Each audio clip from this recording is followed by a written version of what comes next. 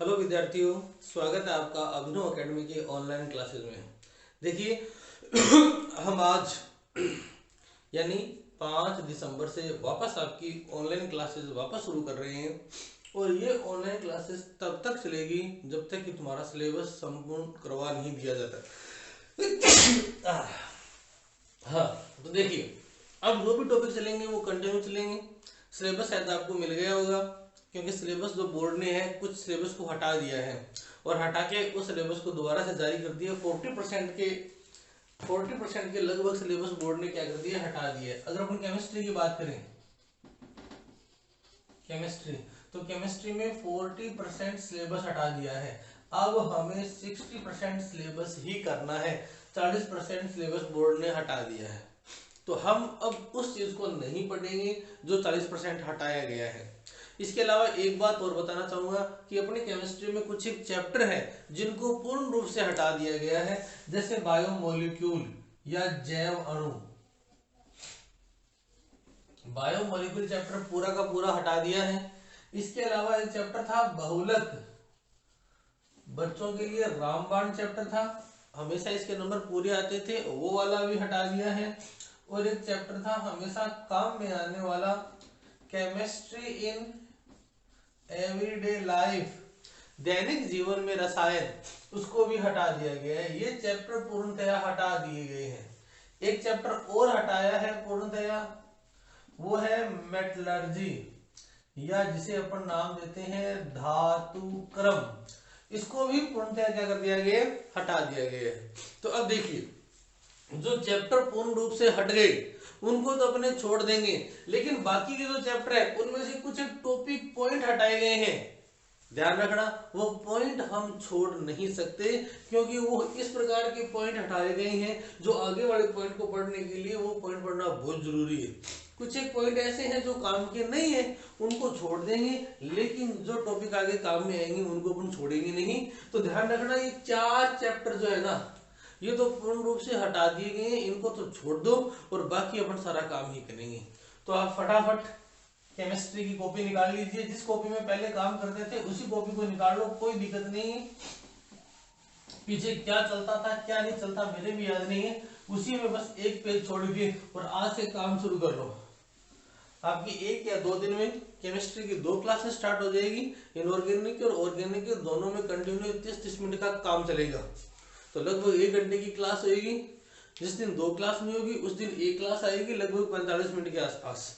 ठीक है ना, तो आप अभी से काम शुरू कर लो। उधर आपने इतिहास सर की कॉपी लगा रखी है, उसमें कंटिन्यू काम करना है, क्योंकि ऑर्गेनिक के 3-4 चैप्टर हटा दिए हैं, बाकी स्ट्रेस तुम्हारा इनऑर्गेनिक पे रहेगा।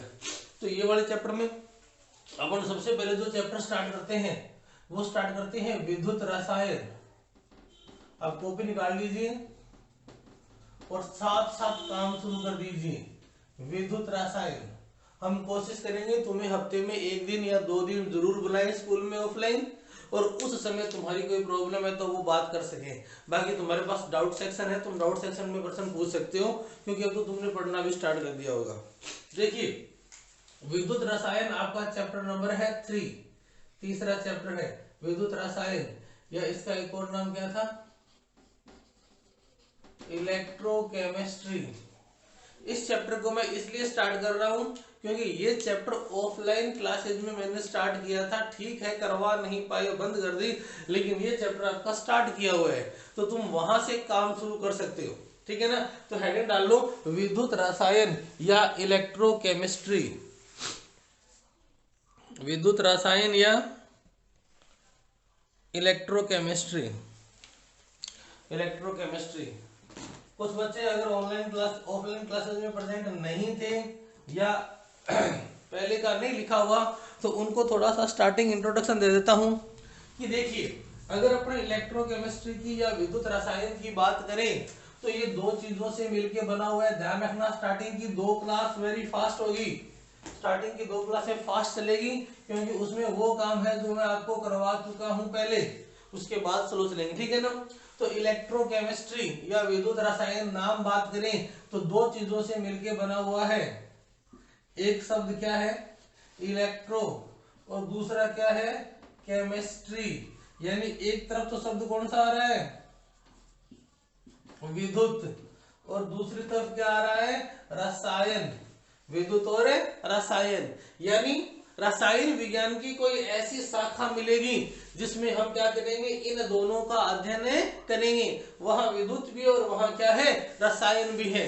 तो परिभाषा जो मैंने आपको लिखा दी थी, नहीं लिखी हुई है तो लिख लेना। रसायन विज्ञान की वह शाखा, क्या होगा, रसायन विज्ञान की वह शाखा जिसमें विद्युत ऊर्जा व रासायनिक ऊर्जा के अंतर परिवर्तन का अध्ययन किया जाता है। परिभाषा क्या बन गई, रसायन विज्ञान की वह शाखा जिसमें विद्युत ऊर्जा व रासायनिक ऊर्जा के अंतर परिवर्तन का अध्ययन किया जाता है, इंटर कन्वर्जन की स्टडी की जाती है। क्या कहलाती है, विद्युत रसायन कहलाती है।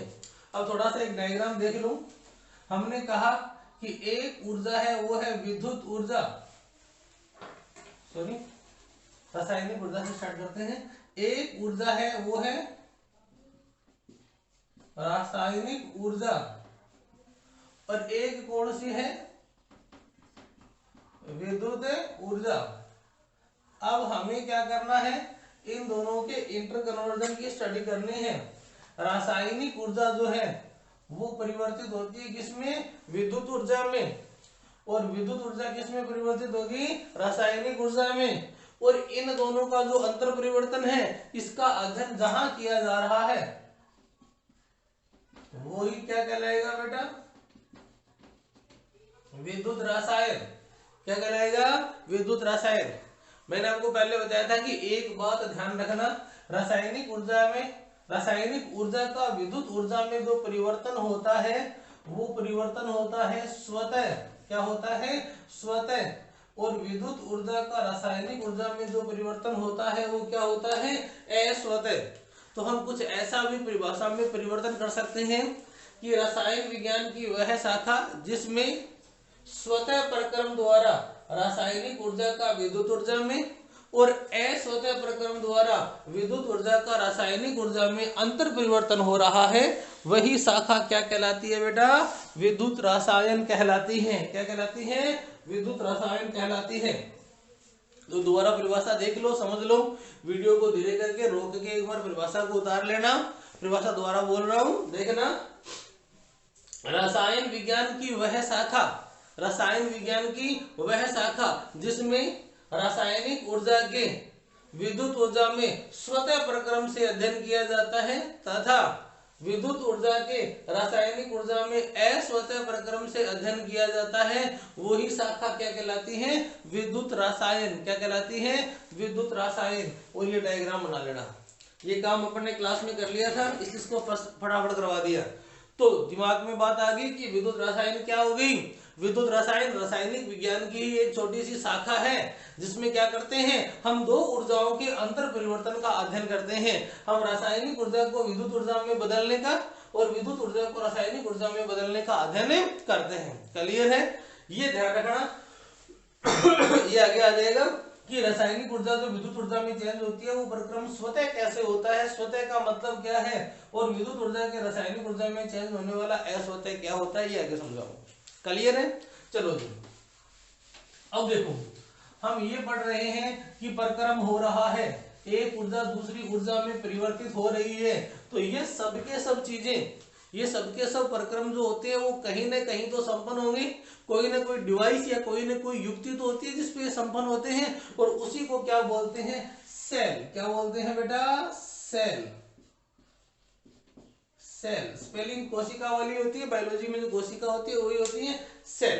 तो सेल क्या हो गया, वह युक्ति या वह डिवाइस या वह उपकरण जिसमें हम इन प्रक्रमों को संपन्न करते हैं, वह युक्ति जिन पे ये विद्युत रासायनिक प्रक्रम क्या होते हैं, संपन्न होते हैं, वह युक्ति क्या कहलाती है, सेल कहलाती है। ठीक है ना। तो परिभाषा, सेल की परिभाषा लिख लो,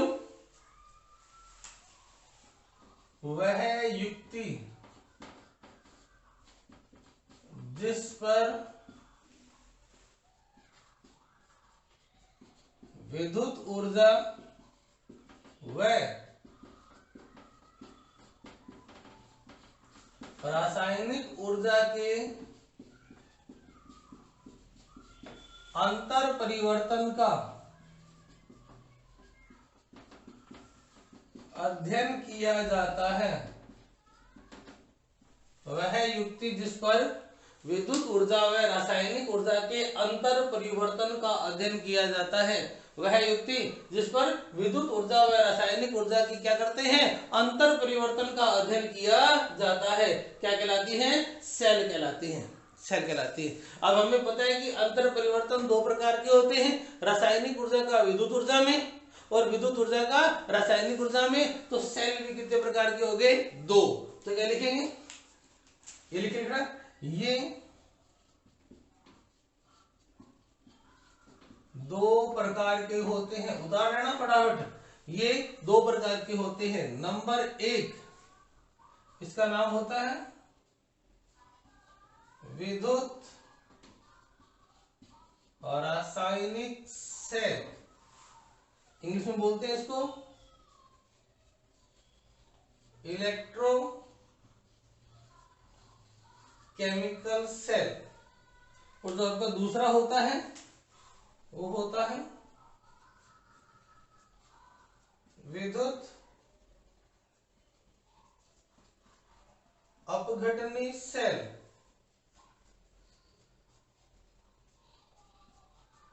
इसका नाम होता है इलेक्ट्रोलिटिक सेल। उदाहरण, ये जो सेल है इन्हें दो भागों में बांटा गया है। पहला है विद्युत रासायनिक सेल जिसे इलेक्ट्रोकेमिकल सेल बोलते हैं, और दूसरा है विद्युत अपघटनीय सेल या इलेक्ट्रोलिटिक सेल।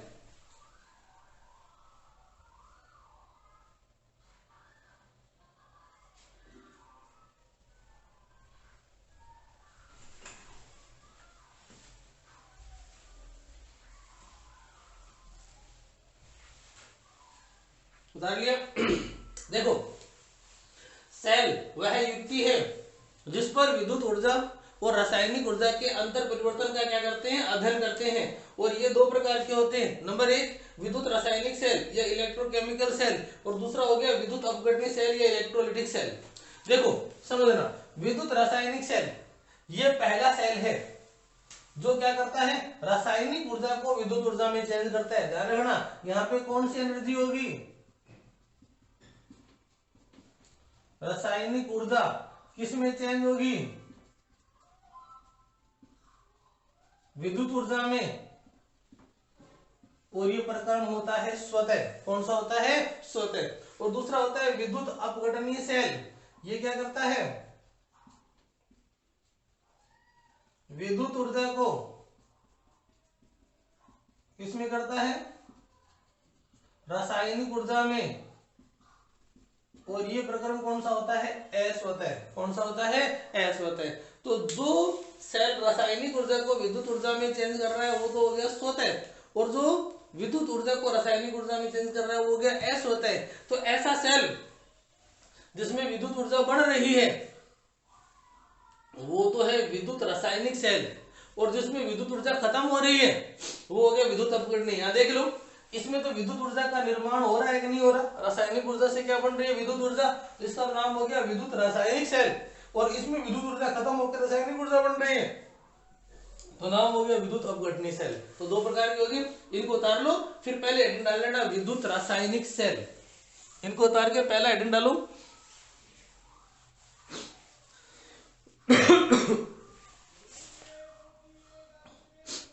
कोशिश कर रहा हूं कि साफ लिखूं, साफ दिखाई दे, फोकसिंग वगैरह सही हो। फिर भी कोई दिक्कत हो तो कमेंट बॉक्स में बता देना कि कौन सी समस्या आ रही है, मेरे को बता देना, ठीक है ना। लगभग बच्चों के पास नंबर है, फोन पे भी बता सकते हैं, व्हाट्सएप पे तो मत करना, ठीक है। चलो जी, पहले बात करते हैं किसकी, विद्युत रासायनिक सेल की।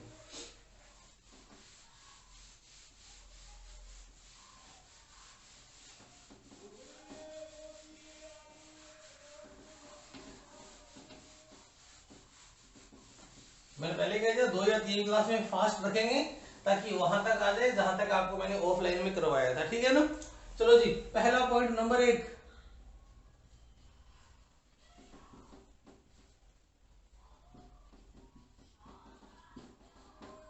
विद्युत रासायनिक सेल, इलेक्ट्रोकेमिकल सेल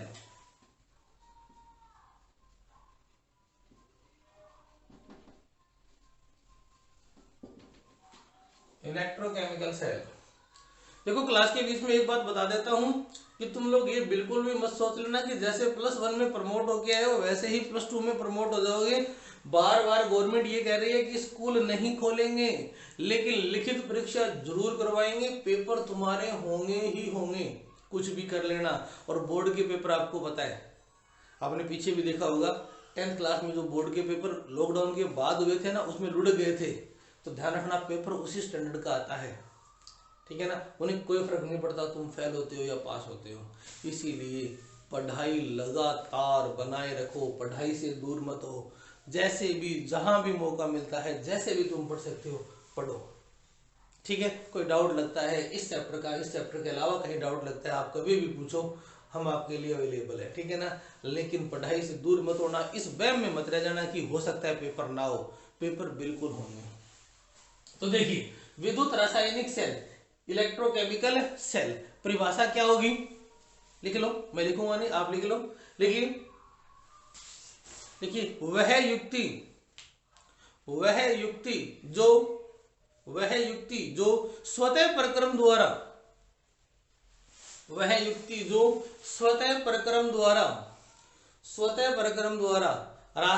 ऊर्जा को विद्युत ऊर्जा में परिवर्तित कर देती है। वह युक्ति जो स्वतः प्रक्रम द्वारा रासायनिक ऊर्जा को विद्युत ऊर्जा में परिवर्तित कर देती है। वह युक्ति जो स्वतः प्रक्रम द्वारा रासायनिक ऊर्जा को विद्युत ऊर्जा में परिवर्तित कर देती है, विद्युत रासायनिक सेल कहलाती है। विद्युत रासायनिक सेल कहलाती है।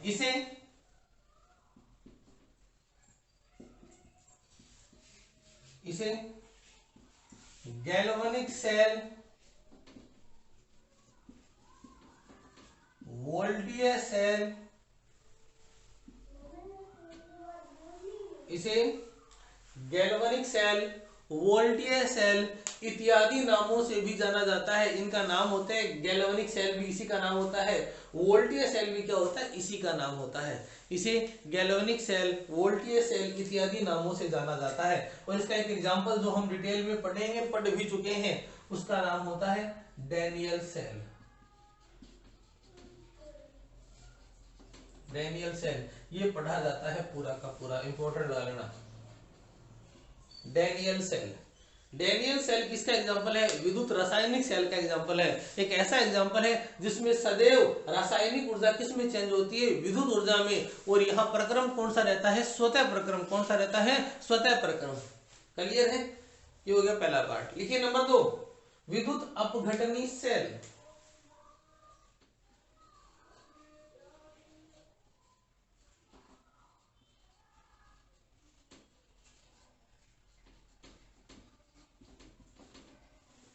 विद्युत अपघटनी सेल नाम होता है इलेक्ट्रोलिटिक सेल।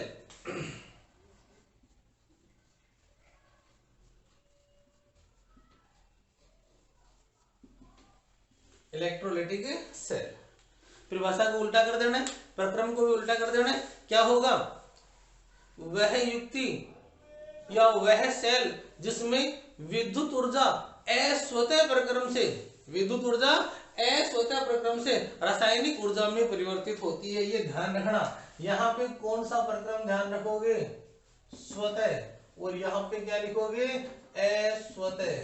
क्योंकि यहाँ जो काम होता है वो अकॉर्डिंग टू केमिस्ट्री होता है, ऐसा होना चाहिए वैसा हो रहा है। लेकिन यहाँ जो काम होता है वो उच्च विद्युत ऊर्जा लगा के करवाया जाता है, ऐसा होना नहीं चाहिए। तो क्या होगा, वह सेल जो अस्वतः प्रक्रम द्वारा विद्युत ऊर्जा को रासायनिक ऊर्जा में परिवर्तित करता है, क्या कहलाता है, विद्युत अपघटनी सेल। तो परिभाषा लिखिए, ऐसा सेल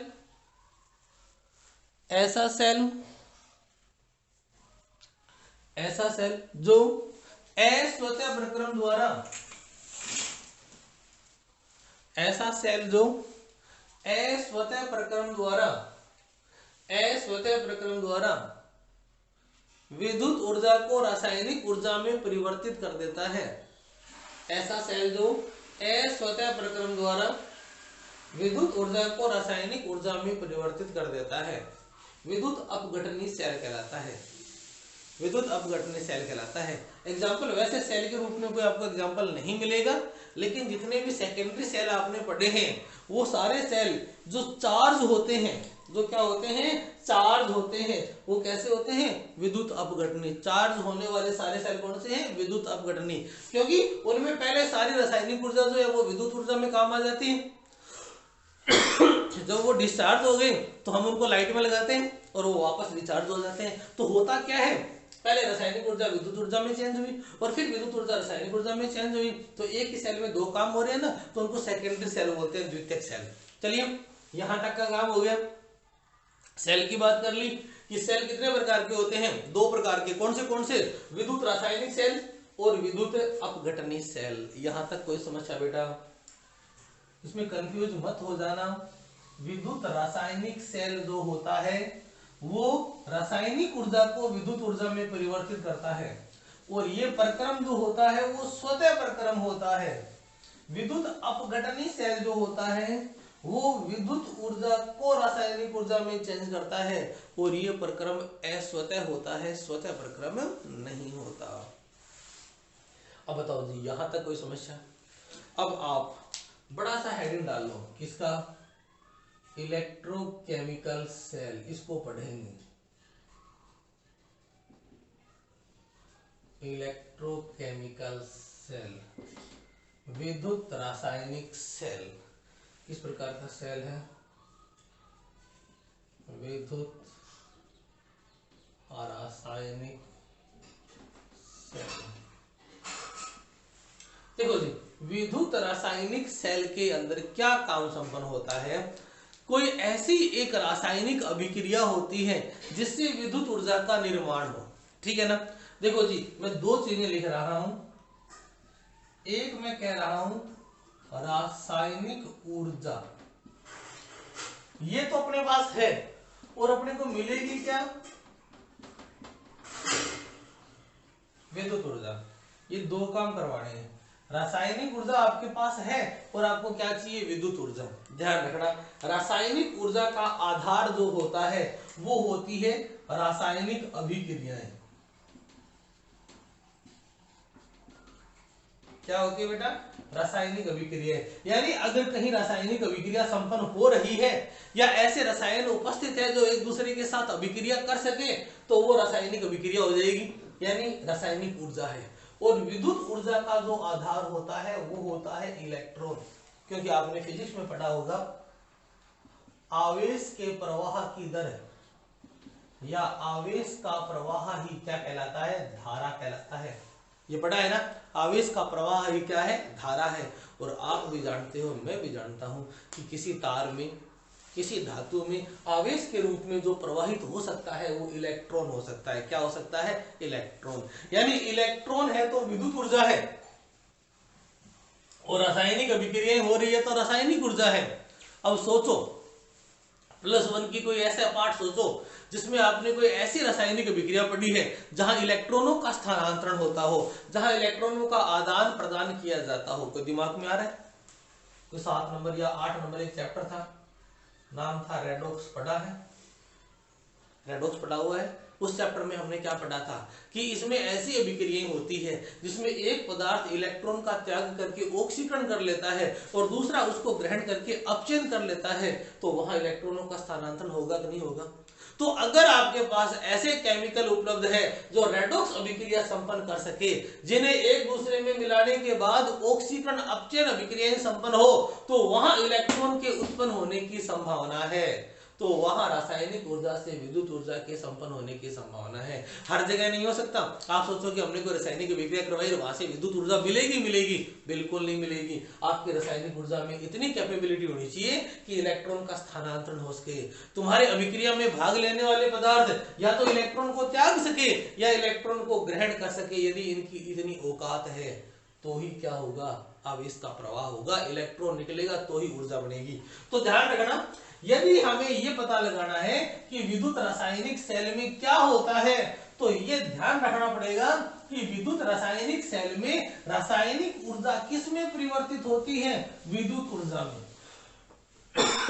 विद्युत रासायनिक सेल में रासायनिक ऊर्जा किस में चेंज होगी, विद्युत ऊर्जा में। और रासायनिक ऊर्जा के लिए क्या काम में लेंगे, रासायनिक अभिक्रियाएं। विद्युत ऊर्जा के लिए क्या काम में लेंगे? इलेक्ट्रॉन। और कौन सी रासायनिक विक्रियाएं हैं जिनसे इलेक्ट्रॉन मुक्त होते हैं? वैसे सारी रासायनिक विक्रियाओं में इलेक्ट्रॉन काम आता है, लेकिन मुक्त करना, ठीक है ना। अभी आता हूं।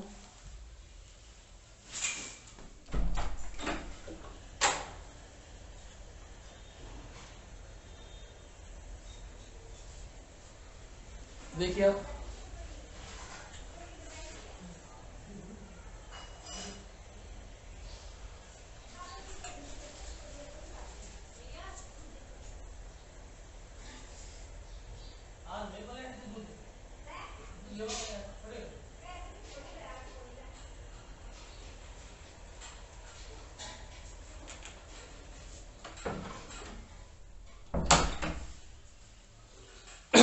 हाँ जी, कोई आ गया है बीच में। देखिए हमने क्या पढ़ा है? विद्युत, हाँ टॉपिक कैसे पढ़ा था? विद्युत रासायनिक सेल।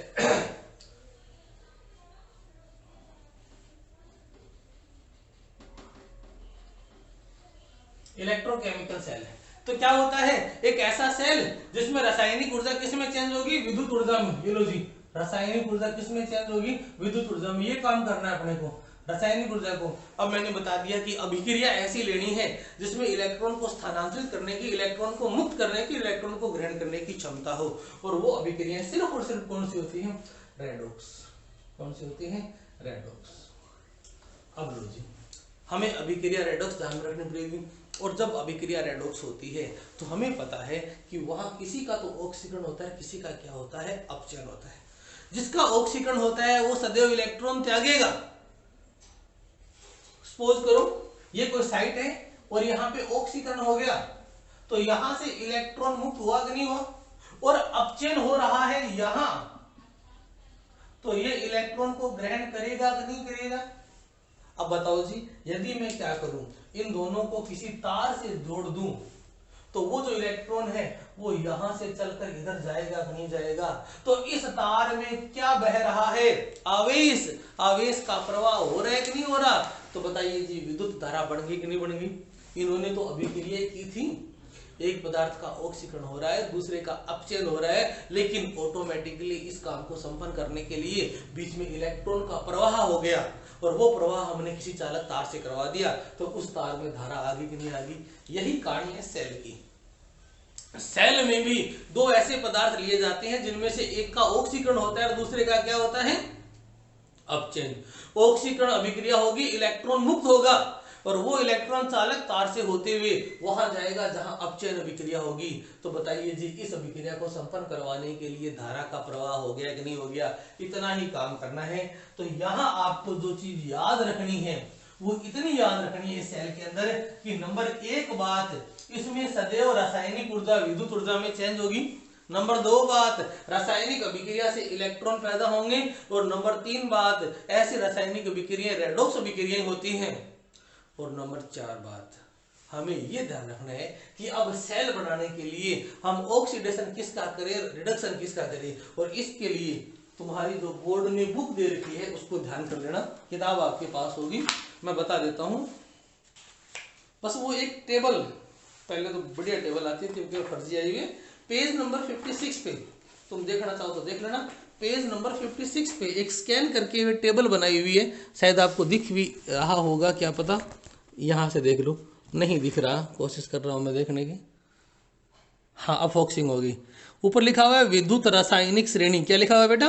विद्युत रासायनिक श्रेणी। ये इस प्रकार की एक श्रेणी है, इस श्रेणी को थोड़ा सा देख लेना, बस कुछ नहीं करना है, इस श्रेणी को थोड़ा सा देखना है, ताकि तुम्हें पता चल जाए कि इन्हीं दो पदार्थों को जब भी लिया जाता है तो उसमें से किसका ऑक्सीकरण होता है, किसका अपचयन होता है। क्लियर है? तुम्हारे पास इतना भी टाइम नहीं है कि तुम श्रेणी देख सको, तो मैं कुछ एक धातु याद करवा देता हूं। देखो जी, लिथियम, सोडियम, ये दोनों कभी काम नहीं आते, लेकिन मैं लिख रहा हूं। जिंक, कॉपर, ये लो, इतने धातुओं को काम में लेंगे। अक्सर सेल बनाने में ये चीजें काम में आती है, ठीक है ना। तो देखो जी, मैंने इनको लिख दिया इनकी रिएक्टिविटी के घटते क्रम में, इसको याद रखना। हमने इनको इनकी, अगर बीच में जोड़ना चाहो तो अपनी किताब से Fe को जोड़ लेना, Mn को जोड़ लेना, Mg को जोड़ लेना, भी वो कहाँ आते हैं उनके ऑर्डर में। तो ये देखो जी, ये अपनी क्रियाशीलता के घटते क्रम में है। कहाँ है? क्रियाशीलता के घटते क्रम में है। तो देखो जी, लिथियम और सोडियम, इन दोनों में से ज्यादा क्रियाशील लिथियम है। कौन है? लिथियम। तो यदि इन दोनों को लोगे तो लिथियम का ऑक्सीकरण होगा, इसका अपचयन होगा। इन दोनों में से सोडियम, इन दोनों में से जिंक, इन दोनों में से कॉपर, इन दोनों में से जिंक, इन दोनों में से सोडियम, इन दोनों में से लिथियम। मतलब इस श्रेणी में से किन्हीं दो धातुओं को उठा लेना। जैसे मैंने उठा लिया जिंक और Ag, और मैंने कहा कि जी मेरे को सेल बनाना है, तो बताओ जी जिंक और Ag में पहले कौन आता है? जिंक। तो जिंक का तो क्या होगा? ऑक्सीकरण, और Ag का क्या होगा? अपचयन। मैंने ले लिया जिंक और कॉपर, तो जिंक का होगा ऑक्सीकरण और कॉपर का क्या होगा? अपचयन। मैंने ले लिया कॉपर और Ag, तो कॉपर का क्या होगा? ऑक्सीकरण, Ag का क्या होगा? अपचयन। बस इस प्रकार से हमें पेयर बनाने हैं, वो ध्यान रखना।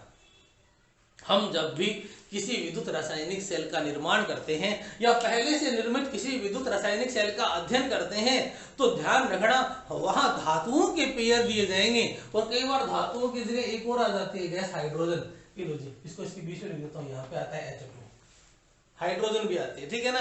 कई बार जरूरी नहीं कि धातु या गैस भी आ जाती है। तो देखिए जी, ये जो भी चीजें हैं, इनमें से अगर आप अभिक्रिया कराओगे तो ऑक्सीकरण उसका होगा जो अधिक क्रियाशीलता वाला है, और अपचयन उसका होगा जो क्या होता है? कम क्रियाशीलता वाला होता है, ठीक है ना। शायद पहले बोर्ड पे फोकसिंग नहीं थी, अब दोबारा देख लो। अगर आपने कहीं ये सिस्टम बना लिया, पहले शायद आपको दिखाई नहीं दे रहा था, मैंने चेक किए, अब दिखता होगा। ऑटो फोकसिंग होगी।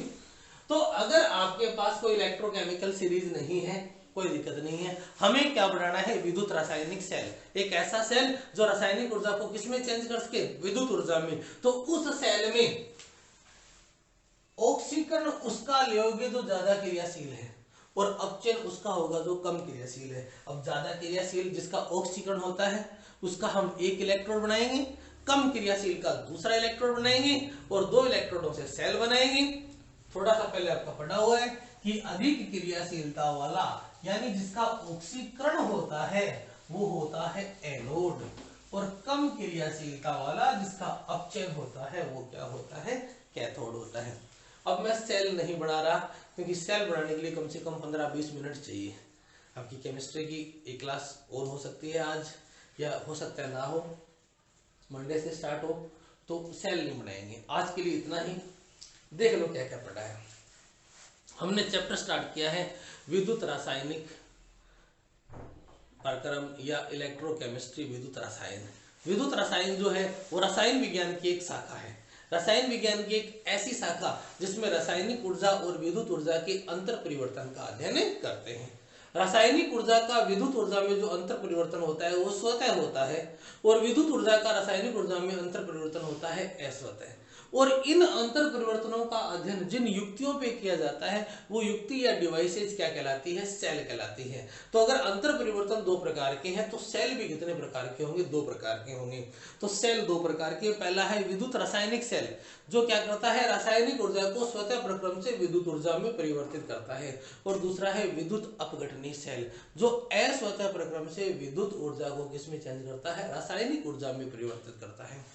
अब देखो जी, हमने हेडिंग डाल दिया था विद्युत रासायनिक सेल। टाइमिंग देखता हूँ क्या हो गया आपका। अभी तो 35 मिनट हुई है, 5-4 मिनट और कर सकते हैं, ठीक है ना, कोई दिक्कत नहीं। देखिए, इलेक्ट्रोकेमिकल सेल या विद्युत रासायनिक सेल, इसके बारे में हम ये बता चुके हैं कि इलेक्ट्रोकेमिकल सेल या विद्युत रासायनिक सेल एक ऐसा सेल है जो रासायनिक ऊर्जा को किसमें परिवर्तित कर रहा है? विद्युत ऊर्जा में। रासायनिक ऊर्जा को किसमें परिवर्तित कर रहा है? विद्युत ऊर्जा में। और यहाँ जो प्रक्रम होता है वो क्या होता है? स्वतः होता है। तो इसके लिए हम जो एग्जाम्पल लेंगे, तुम्हारा +1 में आया हुआ एग्जाम्पल है डैनियल सेल। देखो जी, डैनियल सेल इलेक्ट्रोकेमिकल सेल का ही एक एग्जाम्पल है, एक विशेष एग्जाम्पल, जिसमें सेल का निर्माण जो होता है वो जिंक और कॉपर युग्म द्वारा किया जाता है। इसे जस्ता तांबा सेल भी कहते हैं। जिंक और कॉपर युग्म, देखो क्या होगा, हमने एक जिंक की छड़ ली, और एक छड़ ली कॉपर की।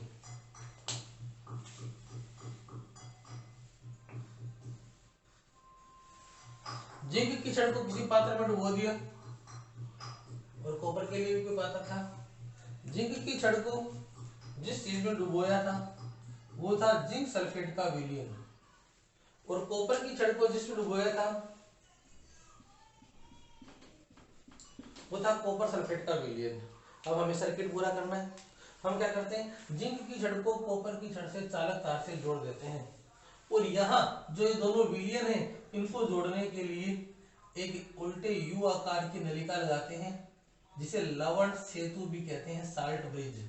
इसमें यहाँ कॉटन प्लग लगा होता है और अंदर लवण भरा होता है। लवण में क्या होता है, KNO3 या NaNO3। अब इसकी नंबरिंग कर लेते हैं, कहाँ कहाँ क्या प्रेजेंट है, ठीक है ना। देखिए ये जो रोड है आपकी, ये जिंक की है और ये किसकी है, कॉपर की है। यहाँ जो सॉल्यूशन भरा हुआ है वो जिंक सल्फेट है, और यहाँ भरा हुआ है कॉपर सल्फेट, ठीक है ना। ये चालक तार हो गया, और ये आपका हो गया लवण सेतु या साल्ट ब्रिज। अब देखो जी, हमें जिंक और कॉपर लिया, और पीछे की जो विद्युत रासायनिक श्रेणी है वो बता रही है कि zinc is more active than CO। तो जिंक और कॉपर में ऑक्सीकरण किसका होगा, जिंक का, और कॉपर का क्या होगा बेटा, अपचयन। तो जिंक का ऑक्सीकरण होगा, तो जिंक क्या करेगा, ऑक्सीकरण अर्ध अभिक्रिया। यहां कौन सी अभिक्रिया संपन्न होगी, ऑक्सीकरण अर्ध अभिक्रिया, और यहां कौन सी संपन्न होगी, अपचयन अर्ध अभिक्रिया। बस इन अभिक्रियाओं का अध्ययन ही आपको बता देगा कि कैसे सेल में क्या हुई, विद्युत पैदा हुई, ठीक है ना। देखिए सबसे पहले क्या होता है, ये जहां ऑक्सीकरण होता है, ध्यान रखना, केमिस्ट्री में उसी को नाम दे दिया जाता है एनोड। क्या दे दिया जाता है, एनोड। ये प्लस माइनस वाला कोई फंडा नहीं है, ये फिजिक्स वाले लिखे हैं। एनोड पे प्लस भी हो सकता है, एनोड पे माइनस भी हो सकता है, बस थोड़ा क्या चाहिए, ऑक्सीकरण। और जहां अपचयन होता है उसको नाम क्या दे देते हैं, कैथोड। अब देखो जी क्या करेंगे, सबसे पहले बात करते हैं कि एनोड पे क्या होता है। एनोड, एनोड कौन सा इलेक्ट्रोड है, जिंक इलेक्ट्रोड है। कौन सा इलेक्ट्रोड है बेटा, जिंक इलेक्ट्रोड है। तो देखो होगा क्या, अपने पास जिंक था, Zn सॉलिड था, जिंक की छड़ थी कि नहीं छड़ थी, ये जिंक की छड़ थी, ये कॉपर की छड़ थी। जिंक सॉलिड है, कॉपर भी क्या है, सॉलिड है। तो ये जो जिंक सॉलिड है ये ऑक्सीकरण करेगा, ऑक्सीकरण करेगा, इलेक्ट्रॉन मुक्त करेगा, तो बन जाएगा Zn+2 आयन, और साथ में 2 इलेक्ट्रॉन। यानी यहाँ पे कोई जिंक का परमाणु था और वो आयन में चेंज होकर विलयन में चला आया। जब जिंक का आयन विलयन में आया तो इलेक्ट्रॉन कहाँ चले गए, ऊपर गए नहीं गए, क्योंकि विलयन में या जलीय विलयन में कभी इलेक्ट्रॉन नहीं आते। तो यहां से एक परमाणु का ऑक्सीकरण हुआ, ऑक्सीकरण होती है जो आयन बना, ये वाला आयन तो विलयन में चला आया, क्योंकि ये विलयन जो है ना ये Zn+2 का SO4-2 का ही है, और इलेक्ट्रॉन जो है ना वो चालक तार से होते हुए कॉपर के पास आ गए। अब कॉपर खुद तो इलेक्ट्रॉन ले नहीं सकता, क्योंकि कॉपर इलेक्ट्रॉन ले लेगा तो माइनस में चला जाएगा, धातु माइनस में नहीं जाते, तो कॉपर इन इलेक्ट्रॉनों को यहाँ ले आता है। अब बताओ जी, इस विलयन में खूब सारा कॉपर आयन और SO4-2 दोनों आयन है कि नहीं है। तो जैसे इलेक्ट्रॉन यहाँ पहुंचे, इधर से कोई कॉपर आयन आया और आके लेके इलेक्ट्रॉन और कॉपर का परमाणु बना देगा, नहीं बना देगा। तो इधर ऑक्सीकरण अर्ध विक्रिया में जिंक ने क्या कर दिया, इलेक्ट्रॉन त्याग कर Zn आयन बनाया, और उधर कैथोड पे अपचयन अर्ध अभिक्रिया में जो आपका कॉपर आयन था विलयन में, वो 2 इलेक्ट्रॉनों को लेकर क्या बना लेता है, Cu सॉलिड। यहां ऑक्सीकरण अर्ध विक्रिया संपन्न होगी, यहां अपचयन अर्ध विक्रिया संपन्न होगी। इन दोनों अभिक्रियाओं में, यानी दोनों रासायनिक अभिक्रियाओं को पूरा करने के लिए, या एक्चुअल में एक अभिक्रिया को पूरा करने के लिए ये जो चालक तार लिया था, इसमें से धारा का प्रवाह हुआ कि नहीं हुआ, और धारा का प्रवाह हुआ तो इसमें विद्युत धारा बह रही है कि नहीं बह रही। लवण सेतु क्या करता है, सर्किट को पूरा करने का काम करता है। तो इतना सा काम थोड़ा उतार लीजिए, और इस चीज को कल दोबारा कराऊंगा, यहीं से स्टार्ट करेंगे, इसको दोबारा समझाएंगे पूरा डिटेल में। क्लियर है? तो देख लो हमने क्या बनाया है, विद्युत रासायनिक सेल। और विद्युत रासायनिक सेल का एक एग्जांपल लिया है डैनियल सेल। कौन सा एग्जांपल लिया है? Daniel cell.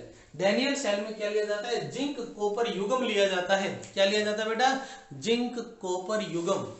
जिंक कॉपर युग्म। जिंक कॉपर युग्म में जिंक ज्यादा क्रियाशील होने के कारण इसका ऑक्सीकरण होगा और कॉपर कम क्रियाशील होने के कारण इसका क्या होगा? अपचयन होगा। जिंक पे ऑक्सीकरण हो रहा है इसलिए जिंक इलेक्ट्रोड एनोड कहलाएगा और कॉपर इलेक्ट्रोड पे अपचयन हो रहा है इसलिए कॉपर इलेक्ट्रोड कैथोड कहलाएगा। और एनोड कैथोड से सेल बन गया। ये जिंक पे होने वाली अभिक्रिया, ये कॉपर पे होने वाली अभिक्रिया है। रही संपूर्ण अभिक्रिया की बात, क्या क्या संपन्न होता है, क्या डायग्राम होता है, वो देखेंगे मंडे की क्लास में। क्लियर है? आपको फिर बता देता हूं, अभी हमने +2 के लिए जो ऑनलाइन क्लास स्टार्ट की है सभी बच्चों के लिए स्टार्ट की हुई है, लेकिन आपको इस क्लास के लिए कुछ न कुछ आपको पता है ना मेहनताना देना है, तो वो आप जमा करवा दीजिए। अगर आप चाहते हो कि ऑनलाइन क्लासें कंटिन्यू चले तो देखो पैसे टीचर्स को तो चाहिए, टीचर्स को चाहिए तो आप दोगे, वही पैसे स्कूल टीचर्स को देगा। तो हो सके उतने पैसे आप दो। +1 की फीस बाकी है तो वो जमा कराओ, क्योंकि बोर्ड के फार्म आपके भर गए हैं तो पेपर होंगे ही होंगे, ठीक है ना। और पेपर होंगे, हम चाहते हैं कि आपकी पढ़ाई चले। जब भी ऑफलाइन क्लासें छूट मिलेगी उसी दिन से स्टार्ट कर देंगे, लेकिन तब तक ऑनलाइन चलेगा। और ये ध्यान रखना, अब जो ऑनलाइन करवा दिया ये काम ऑफलाइन क्लास में दोबारा नहीं होगा। सिलेबस पूरा होने के बाद टाइम बचता है तो भले, वरना दोबारा नहीं होगा, इसी को कंटिन्यू करना पड़ेगा। तो आप अपने दोस्तों को ज्यादा से ज्यादा क्लासेस देखें, समस्या हो तो पूछो।